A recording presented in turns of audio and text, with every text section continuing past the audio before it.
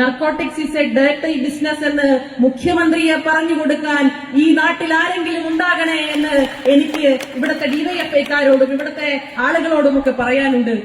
സ്വന്തം ഓഫീസിൽ പ്രതിപക്ഷ നേതാവായിരിക്കുമ്പോൾ ഇപ്പോഴുമൊക്കെ ഓഫീസിൽ കൂടെ നിർത്തുന്ന ചേർത്തു പിടിക്കുന്ന ആളുകൾ MDMA ഉപയോഗിക്കുന്നവരാണ്. മറ്റ് ജനങ്ങളെ പറ്റിക്കാൻ വേണ്ടി കള്ളം പറയുന്നത്. PM ശ്രീ ഉൾപ്പെടെയുള്ള വിഷയങ്ങൾ, PMAY പദ്ധതി നമുക്കറിയാം. സാധാരണക്കാരായ ജനങ്ങൾക്ക് വീട് വെച്ചു. ഇപ്പം VD സതീശൻ ട്രോളിക്കൊണ്ട് ആര്യ രാജേന്ദ്രൻ രംഗത്ത് വന്നിരിക്കുകയാണ്.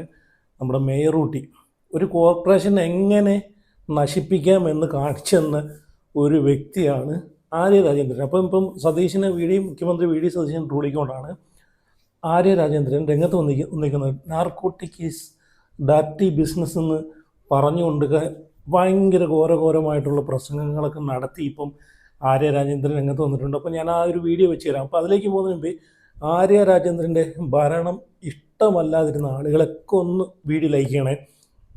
എത്ര ആളുകൾ ഇവരുടെ ഭരണത്തെ സത്യം പറഞ്ഞാൽ വെറുത്തിരുന്നെന്ന് അറിയാൻ പറ്റില്ല. എത്ര ആളുകൾ വെറുത്തിട്ടുണ്ടെന്നൊന്ന് ലൈക്ക് ചെയ്യണം. അതുപോലെ നിങ്ങളുടെ അഭിപ്രായങ്ങളൊന്ന് കമൻറ്റ് ചെയ്യണം. അതുപോലെ ചാനൽ എല്ലാവരും സബ്സ്ക്രൈബും കൂടെ ചെയ്ത് ഫോളോയും കൂടെ ചെയ്യണം, ഒന്ന് സപ്പോർട്ടും കൂടെ ചെയ്യണം. അപ്പോൾ നമുക്കറിയാം തിരുവനന്തപുരം കോർപ്പറേഷൻ ഇവർ ഭരിച്ചിരുന്ന കാലത്ത് സത്യം പറഞ്ഞു കഴിഞ്ഞാലുണ്ടല്ലോ അവിടുത്തെ ജനങ്ങൾ സഹി കേട്ടിട്ടാണ് അത് BJPക്ക് കൊടുത്തത്. അവസാനം നമ്മൾ കണ്ടതാണ് വി ശിവൻകുട്ടിയുടെ പ്രചരണ പരിപാടിയിൽ കയറി വി ശിവൻകുട്ടിയെ വരെ തോൽപ്പിക്കേണ്ട. വി ശിവൻകുട്ടി എന്നിട്ട് വണ്ടിയിൽ നിന്ന് ഇറക്കിവിടുക ചെയ്ത്, ഇറങ്ങി എങ്ങോട്ടെങ്കിലും പൊയ്ക്കോ, എനിക്ക് കിട്ടുന്ന ഉള്ള വോട്ടും കൂടെ നീ കളയുമല്ലോ എന്ന് പറഞ്ഞിട്ട് വി ശിവൻകുട്ടി മനസ്സിൽ വിചാരിച്ചുകൊണ്ട് ഈ സാധനത്തിന് പിടിച്ച് പുറത്താക്കി. അപ്പോൾ അതിൻ്റെ ഫലം വി ശിവൻകുട്ടി കിട്ടി. 8 നിലയിൽ പൊട്ടി. ജയിച്ചുകൊണ്ടിരുന്ന സ്വന്തം മണ്ഡലത്തിൽ പോലും വി ശിവൻകുട്ടി പോലും ജയിച്ചില്ല. ആര്യയുടെ തല കണ്ടപ്പോഴേ ജനങ്ങൾ വിചാരിച്ച എന്നാൽ നിന്നെ നമ്മൾ ശരിയാക്കി തരാമെന്ന് വിചാരിച്ച് അങ്ങനെ വി ശിവൻകുട്ടിയെ തോൽപ്പിച്ചു. അവസാനം പാർട്ടിക്ക് പോലും വേണ്ടതായി. പരിപാടിയുടെ അവിടെ എവിടെ പരിപാടി വെച്ചാലും അവിടെ മാറി നിന്ന് എത്തി നോക്കലായിരുന്നു നമ്മുടെ മേയർ ഊട്ടിയുടെ ജോലി. അപ്പോൾ എന്തായാലും മേയർ ഊട്ടി ഇപ്പം കഴിഞ്ഞ 10 കൊല്ലം മേയർ ഊട്ടി ഇവിടെ ഈ ലഹരി മാഫിയയും ഇതൊക്കെ കടന്ന് അഴിഞ്ഞാടിയിട്ട് പോലും മേയർ ഊട്ടി ഇതൊന്നും കണ്ടിട്ടില്ല. ഇപ്പോൾ UDF അധികാരത്തിൽ വന്നിട്ട് ഒരു 5-6 മാസം ആയപ്പോഴേക്കും കേരളത്തിൽ അങ്ങോട്ട് ലഹരി കൊണ്ട് നിറഞ്ഞു എന്നാണ് ഇവിടെ പലരും ഇപ്പം വരുത്തി തീർക്കാൻ ശ്രമിക്കുന്നത്. അപ്പോൾ എന്തായാലും മേയർ ഊട്ടിയും VD സതീശനെ ട്രോളിക്കൊണ്ടാണ് സംസാരിക്കുന്നത്. അപ്പോൾ എന്തായാലും മേയർ ഊട്ടിക്ക് പറയാനുള്ള എന്തൊക്കെയാണ് നമുക്കൊന്ന് കണ്ടു നോക്കാം. അപ്പോൾ എല്ലാവരും ഒന്ന് വീഡിയോ ലൈക്ക് ചെയ്യണേ. അതുപോലെ നിങ്ങളുടെ അഭിപ്രായങ്ങളൊന്ന് കമൻറ്റ് ചെയ്യണം. ഈ മേയർ ഊട്ടിയെ പറ്റിയിട്ട് നമുക്കറിയാം ഒരു പാവം ഒരു ചെറുപ്പക്കാരൻ്റെ ജീവിതം തന്നെ നശിപ്പിച്ചൊരു വ്യക്തിയാണ്. ആ വ്യക്തിയാണ് ഇവിടെ വന്നിരുന്നിട്ട് ന്യായം അടിക്കുന്നത്.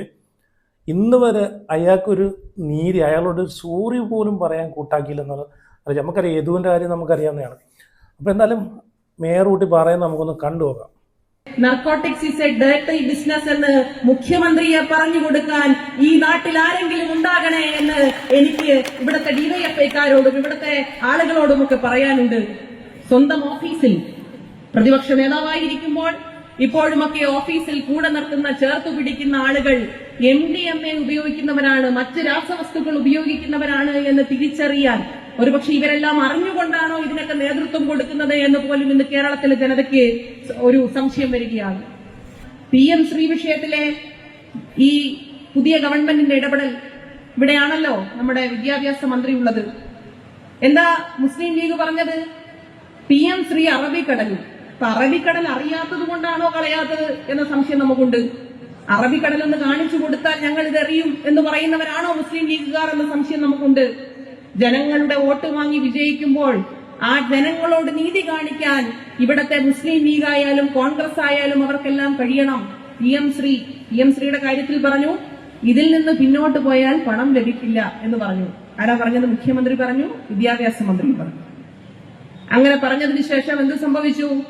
കേന്ദ്ര സർക്കാർ തന്നെ പാർലമെന്റിൽ കൊടുത്ത മറുപടിയിൽ വിശദമായി പറയുന്നു, PM ശ്രീയിൽ ഒപ്പുവയ്ക്കാത്ത സംസ്ഥാനങ്ങൾക്കും PM ശ്രീയുടെ ഭാഗമായി ഫണ്ട് കൊടുത്തിട്ടുണ്ട്. ആ കരാറിൽ ഒപ്പുവെച്ചില്ലെങ്കിലും ഫണ്ട് കൊടുക്കുക എന്നത് ഭരണഘടനാ പ്രകാരം ഒരു കേന്ദ്ര സർക്കാർ നടത്തേണ്ട കാര്യമാണ് എന്ന് പറയുന്നു. എന്തിനാണ് ഇങ്ങനെ കള്ളം പറയുന്നത്? എന്തിനാണ് ഇങ്ങനെ ജനങ്ങളെ പറ്റിക്കാൻ വേണ്ടി കള്ളം പറയുന്നത്? PM ശ്രീ ഉൾപ്പെടെയുള്ള വിഷയങ്ങൾ, PMAY പദ്ധതി നമുക്കറിയാം. സാധാരണക്കാരായ ജനങ്ങൾക്ക് വീട് വെച്ചു കൊടുക്കുന്നതിന് സർക്കാർ ഏറ്റെടുത്തിട്ടുള്ള പദ്ധതി. അതിൽ ഒരു പടി മുന്നിലേക്ക് ഏതാണ്ട് അതേ തുക തന്നെ തദ്ദേശ സ്വയംഭരണ സ്ഥാപനങ്ങളും കേരളത്തിലെ സർക്കാരും ചേർന്നുകൊണ്ട് ഏറ്റവും അധികം വീട് വെച്ച കാലഘട്ടമാണ് നമ്മളെ സംബന്ധിച്ചിടത്തോളം കടന്നുപോയത്. വീട് വയ്ക്കുന്നതിനു വേണ്ടി തരണമെങ്കിൽ നിങ്ങളുടെ വീടിന്റെ മുന്നിൽ, വീട് നിർമ്മിച്ചു കഴിഞ്ഞാൽ നിങ്ങളുടെ വീടിന് മുന്നിൽ ഒരു ചാപ്പ കുത്തണമെന്ന് ഞങ്ങൾ ആരും പറഞ്ഞില്ല. അതിൽ ഞാൻ നേരത്തെ സൂചിപ്പിച്ചതുപോലെ തന്നെ കേന്ദ്ര സർക്കാർ നൽകുന്നതിനേക്കാൾ ഒരു പടി മുന്നിലാണ് സംസ്ഥാന സർക്കാരും തദ്ദേശ സ്വയംഭരണ സ്ഥാപനവും നൽകുന്ന പണം. അങ്ങനെ കൂടുതൽ തുക ഒരു പദ്ധതിക്ക് വേണ്ടി കൊടുത്തിട്ട് നമ്മൾ ആരും അവരോട് പറഞ്ഞില്ല. കേരളത്തിന്റെ മുഖ്യമന്ത്രി പറഞ്ഞില്ല, കേരളത്തിന്റെ തദ്ദേശ വകുപ്പ് മന്ത്രി പറഞ്ഞില്ല, കേരളത്തിന്റെ ജനപ്രതിനിധികൾ ആരും പറഞ്ഞില്ല നിങ്ങളുടെ വീടിന്റെ മുന്നിൽ ഞങ്ങളാണ് നിങ്ങൾക്ക് പണം തന്നത് എന്ന ചാപ്പ കുത്തണമെന്ന്. അഭിമാനത്തോടുകൂടി ജീവിക്കാൻ നിങ്ങൾക്ക് കഴിയണമെന്ന് കേരളത്തിന്റെ മുഖ്യമന്ത്രി, അന്നത്തെ മുഖ്യമന്ത്രി ശ്രീ പിണറായി വിജയൻ, സഖാവ് പിണറായി വിജയൻ അഭിമാനത്തോടുകൂടി ജനങ്ങളുടെ മുന്നിൽ പറഞ്ഞു. അങ്ങനെ അഭിമാനത്തോടുകൂടി പറഞ്ഞപ്പോഴും കേന്ദ്ര സർക്കാർ പറഞ്ഞു, അങ്ങനെയാണെങ്കിൽ ഞങ്ങളുടെ പണം തരില്ല. നിങ്ങളുടെ പണത്തിന് മുന്നിൽ എന്റെ ജനതയുടെ, എന്റെ ജനങ്ങളുടെ അഭിമാനത്തെ പണയം വയ്ക്കാൻ കഴിയില്ല എന്ന് പറഞ്ഞ ധീരനായ അന്നത്തെ കേരളത്തിലെ മുഖ്യമന്ത്രിയുടെ പേരാണ് ശ്രീ പിണറായി വിജയൻ. അങ്ങനെ ഒരു മുഖ്യമന്ത്രി ഉണ്ടായിരുന്ന നാടാണ് ഈ കേരളം. എന്താ നമ്മൾ ഇന്ന് കാണുന്നത്?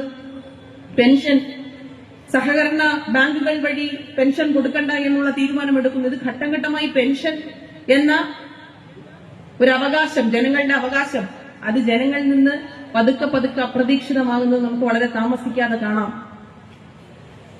ഇപ്പോ വലിയ കൊട്ടിഘോഷിച്ചുകൊണ്ട് നടത്തിയ ഒരു പദ്ധതിയാണ് പ്രിയദർശിനി. ഏത് പദ്ധതിയും, നന്നായി ഏറ്റെടുക്കുന്ന ഏത് പദ്ധതിയും, ജനങ്ങൾക്ക് വേണ്ടി ഏറ്റെടുക്കുന്ന ഏത് പദ്ധതിയും ഞങ്ങളെല്ലാം ഒരുമിച്ച് നിന്ന്, പ്രതിപക്ഷമാണ് എന്നത് മറന്നുകൊണ്ട് ഞങ്ങൾ ഒരുമിച്ച് നിൽക്കുന്നു എന്ന് ഇന്നത്തെ കേരളത്തിന്റെ പ്രതിപക്ഷ നേതാവും മറ്റുള്ളവരും ഒക്കെ പറഞ്ഞു. എന്നാൽ അതിന് നേതൃത്വം കൊടുക്കുന്ന മന്ത്രി തന്നെ എന്താ പറഞ്ഞത്?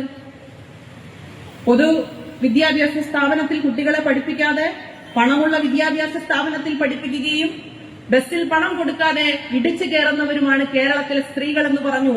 നിങ്ങൾ ജനങ്ങളുടെ ക്ഷമയെ പരീക്ഷിക്കരുത്, ജനങ്ങളുടെ ക്ഷമയെ നിങ്ങൾ ഒരിക്കലും പരീക്ഷിക്കരുത് എന്നതാണ്